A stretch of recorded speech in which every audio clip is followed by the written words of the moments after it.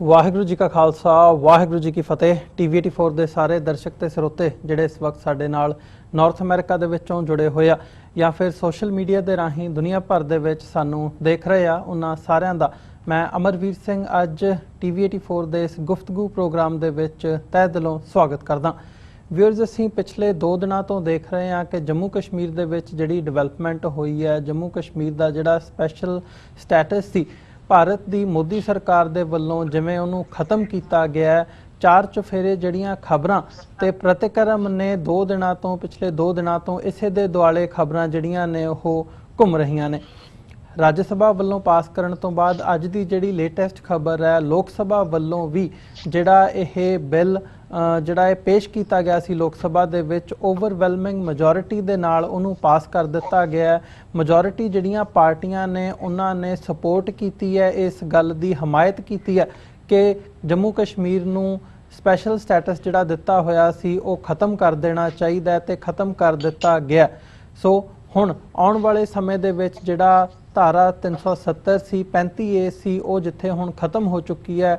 ਜੰਮੂ ਕਸ਼ਮੀਰ ਤੇ ਲਦਾਖ 2 ਵੱਖੋ ਵੱਖਰੇ ਰੀਜਨਸ ਦੇ ਵਿੱਚ ਵੰਡ ਦਿੱਤਾ ਗਿਆ। ਲਦਾਖ ਯੂਨੀਅਨ ਟੈਰੀਟਰੀ ਦੇ ਤੌਰ ਤੇ ਇੱਕ ਡਾਇਰੈਕਟਲੀ ਕੇਂਦਰ ਦੇ ਅਧੀਨ ਜਿਹੜਾ ਖਿੱਤਾ ਹੋਵੇਗਾ ਤੇ ਜੰਮੂ ਕਸ਼ਮੀਰ ਦੇ ਵਿੱਚ ਜਿਵੇਂ ਦਿੱਲੀ ਦਾ ਉਹਨਾਂ ਨੂੰ ਪੂਰਨ ਸੂਬੇ ਦੇ ਤੌਰ ਤੇ ਨਹੀਂ, ਉਹਨਾਂ ਦੀ ਅਸੈਂਬਲੀ ਜ਼ਰੂਰ ਹੋਵੇਗੀ ਪਰ ਉਹ ਲੈਫਟੀਨੈਂਟ ਗਵਰਨਰ ਦੇ ਥੱਲੇ ਹੋਵੇਗੀ। ਸਾਰੀ ਜਿਹੜੀ ਚੀਫ ਮਿਨਿਸਟਰ ਦਾ ਅਹੁਦਾ ਵੀ ਹੋਵੇਗਾ। ਸੋ ਇਦਾਂ ਦਾ ਜਿਹੜਾ ਇਹ ਕਾਰਵਾਈ ਹੈਗੀ ਹੈ ਮੋਦੀ ਸਰਕਾਰ ਵੱਲੋਂ ਉਹ ਕੀਤੀ ਗਈ ਹੈ। ਸੋ ਜਿੱਥੇ ਓਵਰਵੈਲਮਿੰਗ ਮੈਜੋਰਿਟੀ ਇਸ ਵਕਤ ਲੋਕ ਸਭਾ ਦੇ ਵਿੱਚ ਮਿਲੀ ਹੈ, ਹਮਾਇਤ ਮਿਲੀ ਹੈ ਬੀਜੇਪੀ ਦੇ ਇਸ ਮੂਵ ਨੂੰ, ਉੱਥੇ ਹੀ ਜਿਹੜੀਆਂ ਘੱਟ ਗਿਣਤੀਆਂ ਨੇ ਖਾਸ ਤੌਰ ਤੇ ਮੁਸਲਮਾਨ ਕਮਿਊਨਿਟੀ ਹੋਵੇ ਭਾਰਤ ਦੇ ਵਿੱਚ ਜਾਂ ਪੰਜਾਬ ਦੇ ਵਿੱਚ, ਸਿੱਖ ਹੋਣ ਜਾਂ ਅਦਰਵਾਈਜ਼ ਵੀ ਜਿਹੜੀਆਂ ਵਿਰੋਧ ਦੀਆਂ ਆਵਾਜ਼ਾਂ ਨੇ ਭਾਰਤ ਦੇ ਵਿੱਚੋਂ ਉਹ ਦੇਖਣ ਨੂੰ ਮਿਲ ਰਹੀਆਂ ਨੇ। ਕਿਤੇ ਨਾ ਕਿਤੇ ਡਾਇਰੈਕਟਲੀ ਇਸ ਕਦਮ ਨੂੰ ਭਾਰਤ ਦਾ ਜਿਹੜਾ ਸੰਵਿਧਾਨ ਹੈ ਉਹਦੀ ਉਲੰਘਣਾ ਦੱਸਿਆ ਜਾ ਰਿਹਾ ਹੈ, ਘੱਟ ਗਿਣਤੀਆਂ ਦੇ ਨਾਲ ਵਿਸ਼ਵਾਸਘਾਤ ਦੱਸਿਆ ਜਾ ਰਿਹਾ ਹੈ। ਸੋ ਪੰਜਾਬ ਦੇ ਵਿੱਚੋਂ ਜਦੋਂ ਅਸੀਂ ਸਿੱਖ ਪਰਸਪੈਕਟਿਵ ਤੋਂ ਦੇਖਦੇ ਹਾਂ ਤਾਂ ਇਸ ਕਦਮ ਦੇ ਮਾਇਨੇ ਕੀ ਨੇ ਤੇ ਧਾਰਾ ਖਤਮ ਕਰਨਾ, ਧਾਰਾ 370 ਖਤਮ ਕਰਨਾ ਤੇ ਕਸ਼ਮੀਰ ਨੂੰ 2 ਹਿੱਸਿਆਂ ਦੇ ਵਿੱਚ ਵੰਡ ਕੇ ਡਾਇਰੈਕਟਲੀ ਕੇਂਦਰ ਦੇ ਅਧੀਨ ਲੈ ਕੇ ਆਉਣਾ, ਇਹਦਾ ਮਤਲਬ ਕੀ ਹੈ? ਆਉਣ ਵਾਲੇ ਸਮੇਂ ਦੇ ਵਿੱਚ ਕੀ ਐਕਸਪੈਕਟ ਕੀਤਾ ਜਾ ਸਕਦਾ ਹੈ ਜਿਸ ਹਿਸਾਬ ਨਾਲ ਮੋਦੀ ਸਰਕਾਰ ਨੇ ਇਹ ਕਦਮ ਚੁੱਕਿਆ? ਇਸ ਬਾਬਤ ਅਸੀਂ ਅੱਜ ਗੱਲਬਾਤ ਕਰਾਂਗੇ। ਪੰਜਾਬ ਦੇ ਵਿੱਚੋਂ ਅੰਮ੍ਰਿਤਸਰ ਤੋਂ ਸ਼੍ਰੋਮਣੀ ਅਕਾਲੀ ਦਲ ਅੰਮ੍ਰਿਤਸਰ ਦੇ ਪ੍ਰਧਾਨ ਸਰਦਾਰ ਸਿਮਰਨਜੀਤ ਸਿੰਘ ਮਾਨ ਸਾਡੇ ਨਾਲ ਇਸ ਵਕਤ ਬਣੇ ਹੋਏ ਨੇ। ਆਓ ਉਹਨਾਂ ਨਾਲ ਮਿਲ ਕੇ ਅੱਜ ਦੀ ਇਸ ਵਿਚਾਰ ਚਰਚਾ ਦੀ ਸ਼ੁਰੂਆਤ ਕਰਦੇ ਹਾਂ। ਮਾਨ ਸਾਹਿਬ, ਤੁਹਾਡਾ ਸਵਾਗਤ ਹੈ ਜੀ। ਵਾਹਿਗੁਰੂ ਜੀ ਕਾ ਖਾਲਸਾ ਵਾਹਿਗੁਰੂ ਜੀ ਕੀ ਫਤਿਹ। ਵਾਹਿਗੁਰੂ ਜੀ ਕਾ ਖਾਲਸਾ ਵਾਹਿਗੁਰੂ ਜੀ ਕੀ ਫਤਿਹ ਜੀ। ਮਾਨ ਸਾਹਿਬ, ਮੈਂ ਸ਼ੁਰੂਆਤ ਕਰਨੀ ਚਾਹੂੰਗਾ, ਜਿਵੇਂ ਅਸੀਂ ਪਹਿਲਾਂ ਵੀ ਇਹ ਕਿਆਸ ਰਾਈਆਂ ਹੁੰਦੀਆਂ ਸੀ ਕਿ ਮੋਦੀ ਸਰਕਾਰ ਵੱਲੋਂ ਆਪਣੇ ਮੈਨੀਫੈਸਟੋ ਦੇ ਵਿੱਚ ਇਹ ਗੱਲ ਰੱਖੀ ਜਾਂਦੀ ਸੀ ਕਿ ਅਸੀਂ ਕਸ਼ਮੀਰ ਨੂੰ ਭਾਰਤ ਦੇ ਨਾਲ ਰਲਾਉਣਾ ਹੈ, 370 ਜਿਹੜੀ ਧਾਰਾ ਹੈਗੀ ਹੈ ਉਹ ਖਤਮ ਕਰਨੀ ਹੈ। ਪਰ ਜਿਸ ਹਿਸਾਬ ਨਾਲ ਹੁਣ ਦੂਜੀ ਵਾਰ ਜਦੋਂ ਮੋਦੀ ਸਰਕਾਰ ਹੋਣ ਦੇ ਵਿੱਚ ਆਈ ਹੈ, ਇਹ ਕਦਮ ਚੁੱਕਿਆ ਗਿਆ, ਤੁਸੀਂ ਪੰਜਾਬ ਦੇ ਵਿੱਚ ਬੈਠਿਆਂ ਸਿੱਖ ਨੁਕਤਾ ਨਿਗਾਹ ਤੋਂ ਕਿਵੇਂ ਦੇਖਦੇ ਹੋ ਇਸ ਕਦਮ ਨੂੰ? ਕੀ ਸਮਝਦੇ ਹੋ? ਕੀ ਕਹਿਣਾ ਚਾਹੋਗੇ ਇਸ ਬਾਰੇ? ਸਰ ਸਾਹਿਬ ਜੀ, ਜਿਹੜੀ ਹਿੰਦੂ ਕੌਮੀਅਤ ਹੈ ਉਹ ਬਹੁਤ ਤਕੜੀ ਹੋ ਗਈ ਹੈ। ਉਸ ਦੇ ਬਰਾਬਰ ਸਿੱਖਾਂ ਦੀ ਕੌਮੀਅਤ ਬਹੁਤ ਲਿੱਸੀ ਹੋ ਗਈ ਹੈ। ਅਕਾਲੀ ਦਲ ਨੇ ਮਤਾ ਪਾਸ ਕੀਤਾ ਸੀਗਾ 1973 ਦੇ ਵਿੱਚ, ਅਨੰਦਪੁਰ ਸਾਹਿਬ ਦਾ ਮਤਾ ਜੀ। ਅੱਜ ਬਾਦਲ ਦਲੀਏ ਉਹਨਾਂ ਨੇ ਮੋਦੀ ਦੀ ਕੌਮੀਅਤ ਨੂੰ ਸਪੋਰਟ ਕੀਤਾ ਹੈ ਔਰ ਜਿੱਥੇ ਵੱਧ ਅਧਿਕਾਰ ਅਕਾਲੀ ਦਲ ਬਾਦਲ ਮੰਗ ਰਿਹਾ ਸੀ ਉਹ ਖਤਮ ਕਰਕੇ ਬਾਦਲਾਂ ਨੇ ਵੀ ਸਪੋਰਟ ਕੀਤਾ ਕਿ ਕਸ਼ਮੀਰ ਦੇ ਵਿੱਚ 307 ਧਾਰਾ ਤੇ 35A ਦਫਾ ਜੀ ਰੱਦ ਹੋ ਜਾ।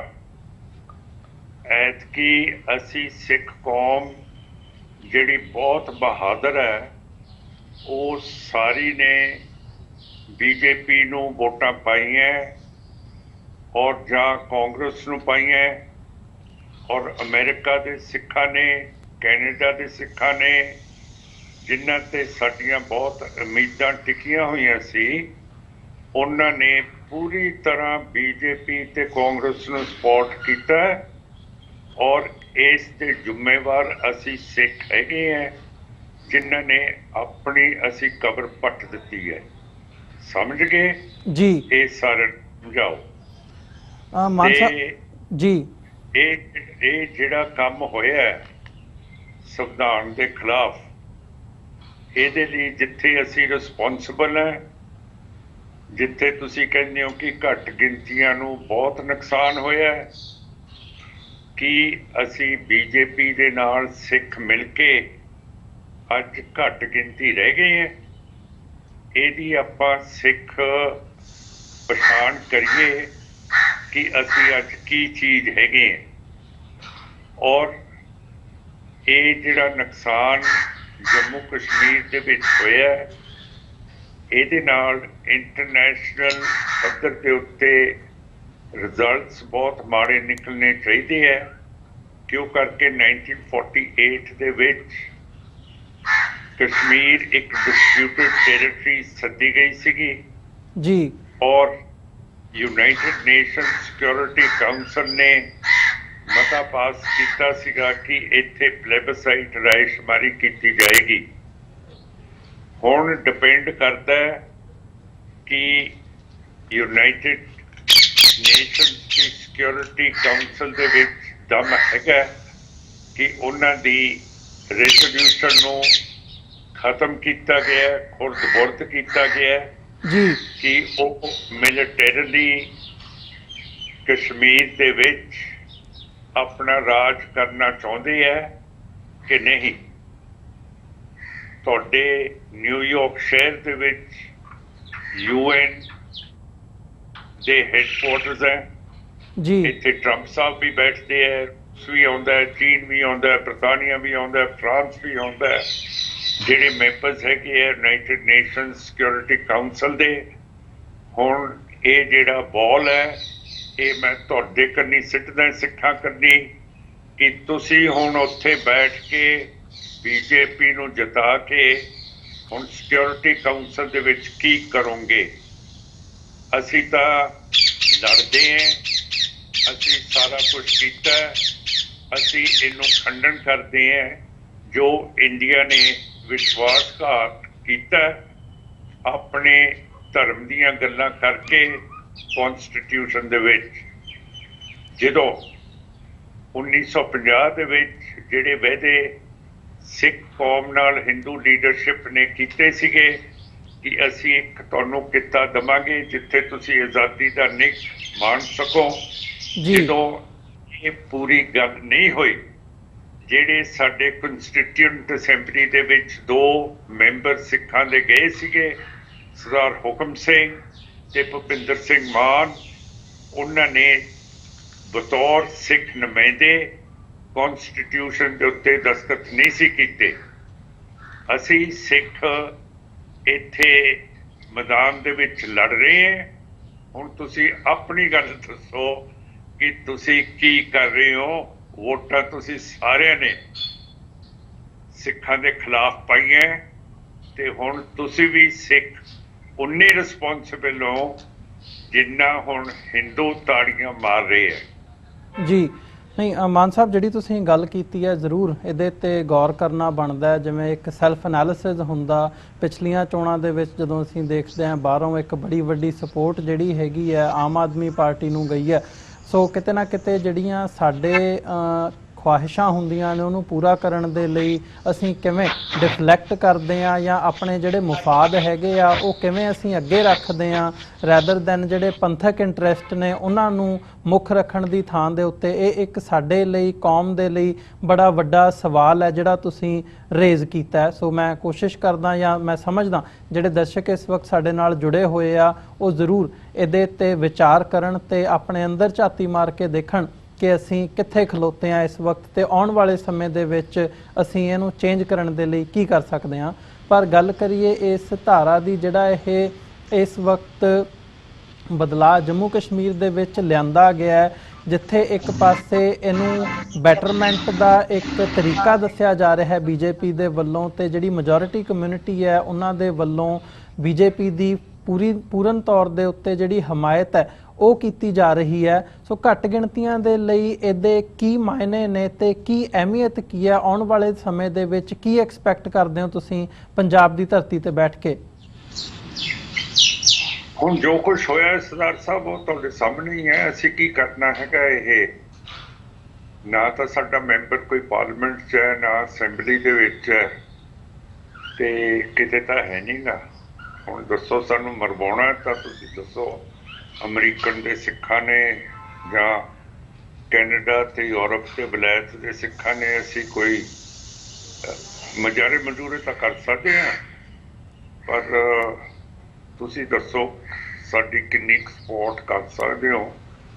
ਅਸੀਂ ਤਾਂ ਤੁਹਾਡੀ ਕੁਰਬਾਨੀ ਦੀਆਂ ਭੇਡਾਂ ਬਣੇ ਫਿਰਦੇ ਹਾਂ, ਤੇ ਤੁਸੀਂ ਇਹ ਨਾ ਤਾਂ ਲੌਬੀ ਕੀਤੀ ਹੈ। ਜਦ ਦੇ ਸਰ ਗੰਗਾ ਸਿੰਘ ਢਿੱਲੋਂ ਗਏ ਹੈ, ਔਲਖ ਸਾਹਿਬ ਗਏ ਹੈ, ਚੌਹਾਨ ਸਾਹਿਬ ਗਏ ਹੈ, ਮੈਦਾਨ ਤੁਹਾਡਾ ਵਾਸ਼ਿੰਗਟਨ DC ਦੇ ਵਿੱਚ ਖਾਲੀ ਹੋਇਆ ਪਿਆ। ਕੋਈ ਉੱਥੇ ਤੁਹਾਡੇ ਵਿੱਚੋਂ ਨੁਮਾਇੰਦਾ ਕਾਂਗਰਸ ਦੇ ਵਿੱਚ ਨਹੀਂ ਜਾਂਦਾ, ਕੋਈ ਸਿੱਖਾਂ ਦੀ ਗੱਲ ਨਹੀਂ ਕਰਦਾ, ਜਦ ਕਿ ਕਸ਼ਮੀਰੀ ਬਹੁਤ ਤਕੜੀ ਤਰ੍ਹਾਂ ਆਪਣੀ ਲੌਬੀ ਕਰਦੇ ਆ ਲੰਡਨ ਦੇ ਵਿੱਚ ਸਾਰੇ ਪਾਸੇ। ਅਸੀਂ ਚਾਹੁੰਦੇ ਸੀਗੇ ਕਿ ਜੇ ਇੱਡੀ ਵੱਡੀ ਸੰਖਿਆ ਦੇ ਨਾਲ ਹੁਣ ਜੇ ਸਿੱਖ ਬਾਹਰ ਦੇ ਮੁਲਕਾਂ ਦੇ ਵਿੱਚ ਵਸੇ ਆ, ਖਾਸ ਕਰਕੇ ਅਮਰੀਕਾ 'ਚ ਜਿਵੇਂ ਯਹੂਦੀ ਜੂਸ ਵਸੇ ਹੋਏ ਹੈ ਜੀ, ਉਹਨਾਂ ਨੇ ਇਜ਼ਰਾਈਲ ਬਣਾਤਾ ਆਪਣਾ ਮੁਲਕ।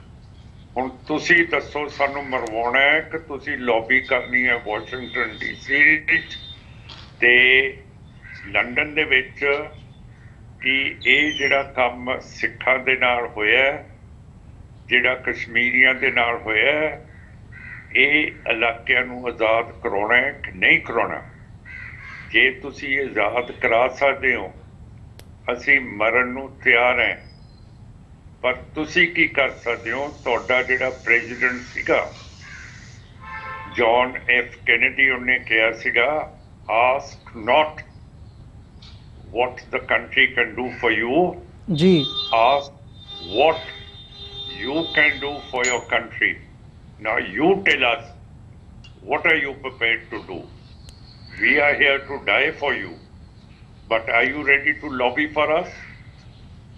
ਜੀ ਨਹੀਂ ਮਾਨ ਸਾਹਿਬ, ਬਿਲਕੁਲ ਜਿਹੜਾ ਤੁਸੀਂ ਕੁਐਸਚਨ ਰੇਜ਼ ਕੀਤਾ ਮੈਂ ਸਮਝਦਾ ਕਿ ਬਾਹਰਲਾ ਜਿਹੜਾ ਸਿੱਖ ਡਾਇਸਪੋਰਾ ਹੈ ਜ਼ਰੂਰ ਕਿਤੇ ਨਾ ਕਿਤੇ ਕਮੀਆਂ ਹੁੰਦੀਆਂ ਨੇ ਕੰਮ ਕਰਨ ਦੇ ਤਰੀਕਿਆਂ ਦੇ ਵਿੱਚ, ਤੇ ਅਦਰਵਾਈਜ਼ ਜਦੋਂ ਅਸੀਂ ਦੇਖਦੇ ਹਾਂ ਵੱਖੋ ਵੱਖਰੀਆਂ ਜਥੇਬੰਦੀਆਂ ਦਾ ਜਿੱਦਾਂ ਦਾ ਆਪੋ ਆਪਣਾ ਜਿਹੜਾ ਸਿਸਟਮ ਹੁੰਦਾ, ਪਰ ਅਮਰੀਕਾ ਦੇ ਵਿੱਚ ਵੀ ਕੈਨੇਡਾ ਦੇ ਵਿੱਚ ਵੀ ਲੌਬਿੰਗ ਦਾ ਜਿੱਥੇ ਸਵਾਲ ਆਉਂਦਾ ਹੈ, ਅਮਰੀਕਾ ਦੇ ਵਿੱਚ ਵੀ ਜਿਹੜੀ ਕਾਕਸ ਹੈਗੀ ਹੈ, friends of American Sikh caucus ਬਣੀ ਹੋਈ ਹੈ, ਬਾਈਪਾਰਟੀਜ਼ਨ 50 ਤੋਂ ਜ਼ਿਆਦਾ ਕਾਂਗਰਸਮੈਨ ਉਹਦੇ ਮੈਂਬਰਸ ਵੀ ਹੈਗੇ ਆ। ਸੋ ਇਸ਼ੂਜ਼ ਵੀ ਜਿਹੜੇ ਨੇ ਰੇਜ਼ ਕੀਤੇ ਜਾਂਦੇ ਨੇ, ਬਟ ਵੈਲਿਡ ਪੁਆਇੰਟ ਆ ਤੁਹਾਡਾ ਕਿ ਜਿਹੜਾ ਇਹ ਇੱਦਾਂ ਦੇ ਇਸ਼ੂਜ਼ ਹੈਗੇ ਆ ਉਹ ਸਾਨੂੰ ਲਗਾਤਾਰਤਾ ਦੇ ਨਾਲ ਜਿਹੜੀ ਲੌਬੀ ਹੈਗੀ ਹੈ ਇੱਥੇ ਬਾਹਰਲੇ ਮੁਲਕਾਂ ਦੇ ਵਿੱਚ ਉਹ ਕਰਨੀ ਚਾਹੀਦੀ ਹੈ। ਪਰ ਗੱਲ ਜੇ ਇੱਥੇ ਕਸ਼ਮੀਰ ਸੈਂਟਰਿਕ ਕਰਨੀ ਹੋਵੇ ਤੇ ਮੈਂ ਫੋਕਸ ਜਿਹੜਾ ਹੈਗਾ ਉੱਧਰ ਨੂੰ ਦੁਬਾਰਾ ਲੈ ਕੇ ਆਉਣਾ ਚਾਹੂੰਗਾ ਸਾਡੀ ਗੱਲਬਾਤ ਦਾ। ਜਿਵੇਂ ਰਿਸਪੌਂਸ ਇਸ ਇਸ਼ੂ ਦੇ ਉੱਤੇ ਪਾਕਿਸਤਾਨ ਦਾ ਆਇਆ ਤੇ ਖਾਸ ਤੌਰ 'ਤੇ ਚਾਈਨਾ ਨੇ ਜਿਵੇਂ ਉਹ ਕੀਤਾ ਕਿ ਤੁਸੀਂ ਲਦਾਖ ਜਿਹੜੀ ਸਾਡੀ ਟੈਰੀਟੋਰੀਅਲ ਇੰਟੈਗ੍ਰਿਟੀ ਹੈਗੀ ਹੈ ਉਹਦੇ 'ਤੇ ਤੁਸੀਂ ਸੱਟ ਮਾਰ ਰਹੇ ਹੋ, ਉਹਨਾਂ ਨੇ ਕੰਡੈਮ ਕੀਤਾ ਤੇ ਬੜੀ ਜਿਹੜੀ ਬੋਲਡ ਸਟੇਟਮੈਂਟ ਮੈਂ ਕਹੂੰਗਾ ਚਾਈਨਾ ਦੇ ਵੱਲੋਂ ਆਈ ਹੈ। ਸੋ ਕੀ ਸਮਝਦੇ ਹੋ ਕਿ ਬਾਹਰਲਾ ਜਿਹੜਾ ਪ੍ਰੈਸ਼ਰ ਹੈ ਚਾਈਨਾ ਦਾ ਜਾਂ ਪਾਕਿਸਤਾਨ ਦਾ ਜਾਂ ਅਦਰਵਾਈਜ਼ ਕੀ ਲੱਗਦਾ ਕਿ ਆਉਣ ਵਾਲੇ ਸਮੇਂ ਦੇ ਵਿੱਚ ਬਿਲਡ ਹੋ ਸਕਦਾ ਜਿਹੜਾ ਇੰਡੀਆ ਨੂੰ ਇਸ ਕਦਮ ਤੋਂ ਥੋੜ੍ਹਾ ਜਿਹਾ ਪਿੱਛੇ ਨੂੰ ਖਿੱਚ ਸਕਦਾ? ਸਾਹਿਬ ਜੀ ਦੇਖੋ, ਸਿੱਖ ਕੌਮ ਰਿਸਪੌਂਸਿਬਲ ਹੈਗੀ ਹੈ ਕਸ਼ਮੀਰ ਤੇ ਲਦਾਖ ਦੇ ਲਈ। ਲਾਹੌਰ ਦਰਬਾਰ ਸਿੱਖ ਅੰਪਾਇਰ ਦੀਆਂ ਫੌਜਾਂ ਨੇ 1818 ਦੇ ਵਿੱਚ ਕਸ਼ਮੀਰ ਨੂੰ ਫਤਿਹ ਕੀਤਾ ਸੀਗਾ। ਇਸ ਤੋਂ ਪਹਿਲਾਂ ਇਹ ਇੱਕ ਅਫਗਾਨਿਸਤਾਨ ਦਾ ਸੂਬਾ ਹੋਇਆ ਕਰਦਾ ਸੀਗਾ। 1834 ਦੇ ਵਿੱਚ ਸਿੱਖ ਫੌਜਾਂ ਨੇ, ਲਾਹੌਰ ਦਰਬਾਰ ਨੇ ਲਦਾਖ ਫਤਿਹ ਕੀਤਾ ਹੈਗਾ ਤੇ ਉੱਥੇ ਸਾਡੀ ਐਡਮਿਨਿਸਟ੍ਰੇਸ਼ਨ ਰਹੀ ਹੈ, ਸਾਡਾ ਰਾਜ ਰਿਹਾ। ਔਰ ਸਿੱਖਾਂ ਦਾ ਡਾਇਰੈਕਟ ਇੰਟਰਸਟ ਹੈਗਾ। ਜੀ ਇਸੇ ਕਰਕੇ ਮੈਂ ਚੀਨ ਨੂੰ ਵੀ ਕਿਹਾ ਸੀਗਾ, ਸਾਰੀ UN ਸਿਕਿਉਰਿਟੀ ਕਾਉਂਸਲ ਨੂੰ ਪਰਸੋਂ ਜਿਹੜੀ ਮੈਂ ਸਪੀਚ ਦਿੱਤੀ ਹੈ, ਜਿਹੜੀ ਮੈਂ ਨੋਟ ਲਿਖੀ ਹੈ, ਉਹਦੇ ਵਿੱਚ ਜੇ ਸਿਕਿਉਰਿਟੀ ਕਾਉਂਸਲ ਦੇ ਵਿੱਚ ਅਣਖ ਹੈਗੀ ਹੈ, ਉਸ ਦੇ ਮਤੇ 1948 ਨੂੰ ਇੰਡੀਆ ਨੇ ਰੱਦ ਕਰ ਦਿੱਤਾ। ਜੀ ਅਸੀਂ ਕਹਿੰਦੇ ਹਾਂ ਕਿ UN ਸਿਕਿਉਰਿਟੀ ਕਾਉਂਸਲ ਇੱਕਦਮ ਮਿਲਟਰੀ ਆਕੂਪੇਸ਼ਨ ਕਸ਼ਮੀਰ ਲਦਾਖ ਦੀ ਕਰੇ, ਜਿਹੜਾ ਉਹਨਾਂ ਨੇ ਰੈਜ਼ੋਲੂਸ਼ਨ 1948 ਦੇ ਵਿੱਚ ਪਾਸ ਕੀਤਾ ਸੀਗਾ ਪਲੇਬਸਾਈਟ ਰਾਇਸ਼ਮਾਰੀ ਦਾ, ਉੱਥੇ ਰਾਇਸ਼ਮਾਰੀ ਕਰਾਏ ਔਰ ਲੋਕਾਂ ਦਾ ਨਿਰਣਾ ਲਵੇ ਕਿ ਉਹ ਇੰਡੀਆ ਨਾਲ ਰਹਿਣਾ ਚਾਹੁੰਦੇ ਹੈ, ਪਾਕਿਸਤਾਨ 'ਚ ਜਾਣਾ ਚਾਹੁੰਦੇ ਹੈ ਜਾਂ ਆਜ਼ਾਦ ਰਹਿਣਾ ਚਾਹੁੰਦੇ ਹੈ। ਇਹ ਗੱਲ ਸਿੱਧੀ ਹੈ। ਅਸੀਂ ਚੀਨ ਦੇ ਬਾਰੇ ਵੀ ਪਰਸੋਂ ਵੀ ਬੋਲਿਆ ਸੀ, ਕੱਲ ਵੀ ਅਸੀਂ ਬੋਲਿਆ ਹੈਗਾ ਕਿ ਇਹ ਡਿਸਪਿਊਟਡ ਟੈਰੀਟਰੀਜ਼ ਹੈਗੀਆਂ, ਤੇ ਚਾਈਨਾ ਨੇ ਵੀ ਕਿਹਾ ਕਿ ਜਦੋਂ ਵੀ ਸਾਡਾ ਸਮਝੌਤਾ ਹੋਇਆ ਸਿੱਖਾਂ ਨੂੰ ਮੇਜ਼ ਦੇ ਉੱਤੇ ਬਿਠਾਇਆ ਜਾਊਗਾ। ਪਰ ਕਿਹੜੇ ਸਿੱਖਾਂ ਨੂੰ ਬਿਠਾਇਆ ਜਾਊਗਾ? ਜਿਹੜੀ ਮੇਨ ਤੁਹਾਡੀ ਸਿੱਖਾਂ ਦੀ ਪਾਰਟੀ ਹੈ, ਬਾਦਲ ਦਲੀਏ, ਪ੍ਰਕਾਸ਼ ਸਿੰਘ ਬਾਦਲ, ਇਹਨਾਂ ਨੇ 370 ਕਸ਼ਮੀਰ ਦੇ ਵਿੱਚ ਸਪੋਰਟ ਕਰਤਾ ਹੈ, ਤੇ ਆਪਾਂ ਸਿੱਖਾਂ ਨੇ ਵੋਟਾਂ BJP ਕਾਂਗਰਸ ਨੂੰ ਪਾਈਆਂ। ਔਰ ਹੁਣ ਇੱਕ ਅੰਗਰੇਜ਼ੀ ਦੀ ਕਹਾਵਤ ਹੈ, when rape is inevitable then relax and enjoy.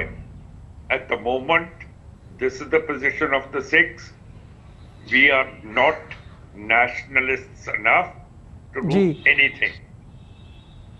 ਨਹੀਂ ਮਾਨ ਸਾਹਿਬ, ਜਿਵੇਂ ਲੇਟਲੀ ਤੁਹਾਡਾ ਪੰਜਾਬ ਦੇ ਵਿੱਚ ਦਲ ਖਾਲਸਾ ਦੇ ਨਾਲ ਰਲ ਕੇ ਜਿਹੜੀ ਇੱਕ ਸਟੇਟਮੈਂਟ ਵੀ ਲੇਟਲੀ 2 ਦਿਨ ਪਹਿਲਾਂ ਤੁਸੀਂ ਦਿੱਤੀ ਹੈ ਇਸ ਇਸ਼ੂ ਦੇ ਉੱਤੇ, ਜਾਂ ਅਦਰਵਾਈਜ਼ ਅਸੀਂ ਦੇਖਦੇ ਹਾਂ, ਸੋ ਕੀ ਸਮਝਦੇ ਹੋ ਕਿ ਜਦੋਂ ਘੱਟ ਗਿਣਤੀਆਂ ਦਾ ਸਵਾਲ ਆਉਂਦਾ, ਹੁਣ ਕਸ਼ਮੀਰ ਦੇ ਵਿੱਚ ਸਿਚੁਏਸ਼ਨ ਸਾਡੇ ਸਾਹਮਣੇ ਹੈ, ਤੇ ਜੇ ਇਹ ਗੱਲ ਕਿਆਸ ਰਾਈਆਂ ਜਿਹੜੀਆਂ ਨੇ ਜਾਂ ਕਹਿਣੀ ਗਲਤ ਨਹੀਂ ਹੋਵੇਗੀ ਕਿ ਜਿਹੜਾ ਨੈਕਸਟ ਟਾਰਗੇਟ BJP ਦਾ ਇਸੇ ਤਰੀਕੇ ਦੇ ਨਾਲ ਜਿਵੇਂ ਹੁਣ ਕਸ਼ਮੀਰ ਨੂੰ ਟਾਰਗੇਟ ਕੀਤਾ, ਉਹ ਪੰਜਾਬ ਨੂੰ ਵੀ ਟਾਰਗੇਟ ਕਰ ਸਕਦੇ ਆ।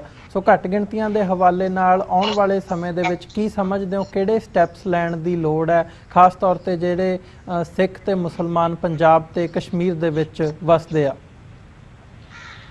ਸਾਧ ਸਾਹਿਬ, ਹਿੰਦੂਤਵਾ ਨੇ 1947 ਦੇ ਵਿੱਚ ਵੀ ਸਿੱਖਾਂ ਨੂੰ ਟਾਰਗੇਟ ਕੀਤਾ।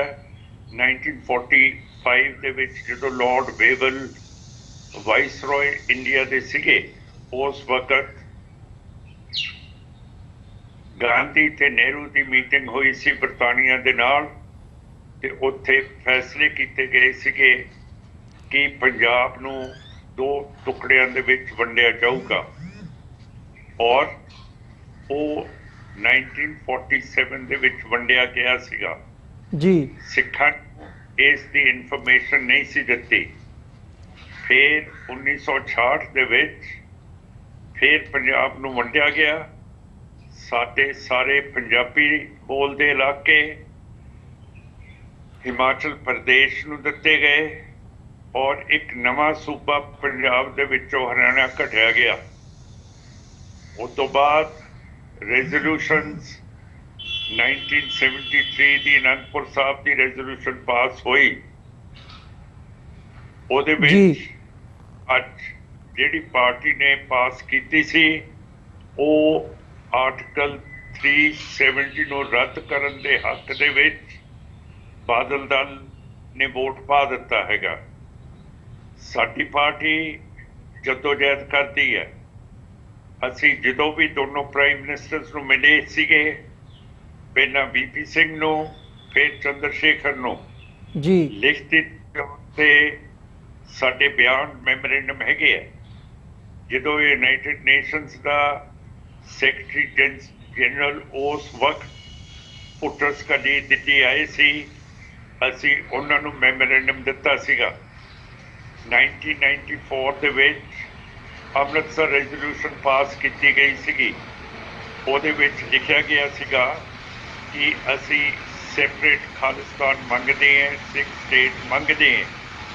ਔਰ ਉਸ ਤੋਂ ਬਾਅਦ ਸਾਡੀ ਪਾਰਟੀ ਨੇ ਜਦੋਜਹਿਦ ਕਰਦੀ ਰਹੀ ਹੈ, ਕਰਦੀ ਰਹੀ ਹੈ, ਅੱਜ ਵੀ ਕਰਦੀ ਹੈ, ਕਰੂਗੀ ਵੀ ਜੀ। ਪਰ ਸਾਨੂੰ ਸਿੱਖਾਂ ਨੇ ਸਪੋਰਟ ਨਹੀਂ ਕੀਤਾ। ਸਾਰੇ ਮਤੇ ਬਲੈਕ ਐਂਡ ਵਾਈਟ ਦੇ ਵਿੱਚ ਤੁਹਾਡੇ ਕੋਲੇ ਹਾਜ਼ਰ ਹੈਗੇ ਹੈ। ਜਿਵੇਂ ਕੈਨੀ ਜੀ ਨੇ ਕਿਹਾ ਸੀਗਾ, ask note what you will do for your country, ask what you will do for your country। ਹੁਣ ਤੁਸੀਂ ਸਿੱਖ ਦੱਸੋ ਕਿ ਤੁਸੀਂ ਕਿੱਧਰਲੇ ਪਾਸੇ ਜਾਣਾ ਹੈ। ਅਸੀਂ ਤਾਂ ਤਿਆਰ ਹੈ, ਜਿਵੇਂ ਅਸੀਂ ਇੰਨੀਆਂ ਰੈਜ਼ੋਲਿਊਸ਼ਨਸ 40 ਸਾਲ ਤੋਂ ਜਦੋਜਹਿਦ ਕੀਤੀ ਹੈ, ਅਸੀਂ ਅਜੇ ਵੀ ਤਿਆਰ। 15 ਤਰੀਕ ਨੂੰ ਬਲੈਕ ਡੇ ਅਸੀਂ ਮਨਾ ਰਹੇ ਹਾਂ ਔਰ ਉਹਦੇ ਵਿੱਚ ਕਸ਼ਮੀਰ ਦਾ ਇਸ਼ੂ ਵੀ ਹੈਗਾ ਤੇ ਤੁਸੀਂ ਵੀ ਸਾਰੇ ਸਿੱਖ ਕਿਰਪਾ ਕਰਕੇ ਬਲੈਕ ਡੇ ਮਨਾਓ ਤੇ ਤੁਸੀਂ ਵੀ ਸਿਕਿਉਰਿਟੀ ਕਾਉਂਸਲ ਦੇ ਅੱਗੇ 1-2 ਦਿਨਾਂ ਦੇ ਵਿੱਚ ਜਾ ਕੇ ਕਹੋ ਕਿ ਜੇ ਸਿਕਿਉਰਿਟੀ ਕਾਉਂਸਲ ਤੇ ਤੁਹਾਡੇ ਵਿੱਚ ਅਣਖ ਹੈਗੀ ਹੈ ਤੇ Kashmir and Ladakh must be occupied militarily and a plebiscite must be held in those areas along with the Sikh territories which include Rajasthan, Haryana, Punjab, Chandigarh, Himachal Pradesh, Jammu Kashmir, Leh, Ladakh and Kutch in Gujarat. Ji. Do something. We are ready to fight. Now the ball is in your court whether you six can go to the Congress, go to the United States government and ask for this plebiscite and bifurcation of India to take place so that the Sikh civilization which lives on the borders of Islamic Pakistan, Hindu India and Communist China, all armed with nuclear weapons, if they come to a clash, the Sikh civilization will be totally annihilated, finished, khatam ho jugi. Ji. On we are fighting, what are you going to do? The Jews fought and they got the state of Israel from Great Britain and the Americans. Now tell us whether you people are prepared to do something peacefully and democratically and go and march upon President Trump, who can do everything along with the Russians, the Chinese, the British and the French. We have a party in France. Sir Charan Singh is the convener over there. Tell him. We have a party in Great Britain. Mr. Atwal is the chairman. Speak to him. And in America, Sir Bhutta Singh, Sir Resham Singh, Sir Surjit Singh Kalar, they are all there. You people meet and tell us what you are going to do. We here are prepared to die for our ideals and the Sikh independent state. ਜੀ ਮਾਨ ਸਾਹਿਬ, ਤੁਹਾਡਾ ਬਹੁਤ-ਬਹੁਤ ਧੰਨਵਾਦ। ਤੁਸੀਂ ਆਪਣਾ ਸਮਾਂ ਕੱਢਿਆ ਤੇ ਸਾਡੇ ਨਾਲ ਵਿਚਾਰਾਂ ਦੀ ਸਾਂਝ ਪਾਈ ਹੈ। ਸੋ ਆਉਣ ਵਾਲੇ ਸਮੇਂ ਦੇ ਵਿੱਚ ਵੀ ਕੋਸ਼ਿਸ਼ ਕਰਾਂਗੇ ਜਿਹੜੀਆਂ ਨਵੀਆਂ ਡਿਵੈਲਪਮੈਂਟਸ ਹੋਣਗੀਆਂ ਉਹਨਾਂ ਦੇ ਉੱਪਰ ਤੁਹਾਡੇ ਨਾਲ ਜ਼ਰੂਰ ਜਿਹੜੀ ਗੱਲਬਾਤ ਹੈ ਉਹ ਕਰਦੇ ਰਹੀਏ। ਅੱਜ ਦੇ ਸ਼ੋਅ ਦੇ ਵਿੱਚ ਇੱਥੇ ਹੀ ਇਜਾਜ਼ਤ ਚਾਹਾਂਗੇ ਜੀ। ਬਹੁਤ-ਬਹੁਤ ਧੰਨਵਾਦ। ਫਤਿਹ ਦੀ ਸਾਂਝ ਪਾਈਏ ਅੰਤ ਦੇ ਵਿੱਚ। ਵਾਹਿਗੁਰੂ ਜੀ ਕਾ ਖਾਲਸਾ, ਵਾਹਿਗੁਰੂ ਜੀ ਕੀ ਫਤਿਹ। ਵਾਹਿਗੁਰੂ ਜੀ ਕੀ ਫਤਿਹ। ਮੇਰੇ ਕੋਲੇ ਕੋਈ ਗਨਮੈਨ ਨਹੀਂ ਹੈ ਤੇ ਜਿਹੜਾ ਮੇਰਾ ਸਪੈਨੀਅਲ ਹੈ ਆਬੂ ਇਹਦਾ ਨਾਂ ਹੈ, ਇਹ ਵੀ ਸਾਰਿਆਂ ਨੂੰ ਫਤਿਹ ਬੁਲਾਉਂਦਾ ਮੇਰੇ ਨਾਲ। ਵਾਹਿਗੁਰੂ ਜੀ ਕਾ ਖਾਲਸਾ, ਵਾਹਿਗੁਰੂ ਜੀ ਕੀ ਫਤਿਹ ਜੀ। ਵਿਊਅਰਸ, ਉਮੀਦ ਕਰਦੇ ਹਾਂ ਕਿ ਅੱਜ ਦੀ ਜਿਹੜੀ ਸਾਡੀ ਇਹ ਗੱਲਬਾਤ ਸੀ ਅਕਾਲੀ ਦਲ ਅੰਮ੍ਰਿਤਸਰ ਦੇ ਪ੍ਰਧਾਨ ਸਿਮਰਨਜੀਤ ਸਿੰਘ ਮਾਨ ਜਿਹੜੇ ਕਿ ਪੰਜਾਬ ਤੋਂ ਸਾਡੇ ਨਾਲ ਇਸ ਵਕਤ ਜੁੜੇ ਹੋਏ ਸੀ, ਇਹ ਗੱਲਬਾਤ ਤੁਹਾਨੂੰ ਜ਼ਰੂਰ ਪਸੰਦ ਆਈ ਹੋਵੇਗੀ। ਸੋ ਜਾਂਦੇ ਜਾਂਦੇ ਤੁਹਾਡੇ ਚਰਨਾਂ ਦੇ ਵਿੱਚ ਬੇਨਤੀ ਵੀ ਕਰਦੇ ਹਾਂ, ਇਸ ਪਲੇਟਫਾਰਮ ਨੂੰ ਅੱਗੇ ਵਧਾਉਣ ਦੇ ਲਈ ਸਾਨੂੰ ਤੁਹਾਡੀ ਸਹਾਇਤਾ ਦੀ ਲੋੜ ਹੈ। TV84 ਨੂੰ ਡੋਨੇਟ ਕਰਨ ਦੇ ਲਈ ਤੁਸੀਂ ਸਾਡੀ ਵੈਬਸਾਈਟ www.tv84.tv ਤੇ ਜਾ ਕੇ ਸਾਨੂੰ ਡੋਨੇਟ ਕਰ ਸਕਦੇ ਹੋ ਤੇ ਮੰਥਲੀ ਡੋਨੇਸ਼ਨਸ ਦੇ ਲਈ ਪਲੈਜ ਕਰ ਸਕਦੇ ਹੋ। ਜੇ ਚੈੱਕ ਰਾਹੀਂ ਡੋਨੇਸ਼ਨਸ ਭੇਜਣੀਆਂ ਚਾਹੁੰਦੇ ਹੋ ਤਾਂ TV84 ਦੇ ਨਾਂ ਦਾ ਚੈੱਕ ਬਣਾ ਕੇ ਤੁਸੀਂ ਸਾਨੂੰ ਸਾਡੇ ਐਡਰੈਸ ਤੇ ਮੇਲ ਕਰ ਸਕਦੇ ਹੋ। 3601 37th Avenue, Long Island City, New York 11101। Website ਇੱਕ ਵਾਰ ਫੇਰ ਦੱਸ ਦਿਆਂ www.tv84 fanatic.tv। ਇਸੇ ਦੇ ਨਾਲ ਵਿਊਅਰਸ ਅੱਜ ਦੇ ਪ੍ਰੋਗਰਾਮ ਦੇ ਵਿੱਚ ਇੱਥੇ ਹੀ ਤੁਹਾਡੇ ਕੋਲੋਂ ਇਜਾਜ਼ਤ ਚਾਹਾਂਗੇ। ਦੁਬਾਰਾ ਫਿਰ ਕੱਲ ਨੂੰ ਤੁਹਾਡੇ ਨਾਲ ਮੁਲਾਕਾਤ ਹੋਵੇਗੀ। ਤਦ ਤੱਕ ਲਈ ਇਜਾਜ਼ਤ ਦਿਓ ਜੀ। ਵਾਹਿਗੁਰੂ ਜੀ ਕਾ ਖਾਲਸਾ, ਵਾਹਿਗੁਰੂ ਜੀ ਕੀ ਫਤਿਹ।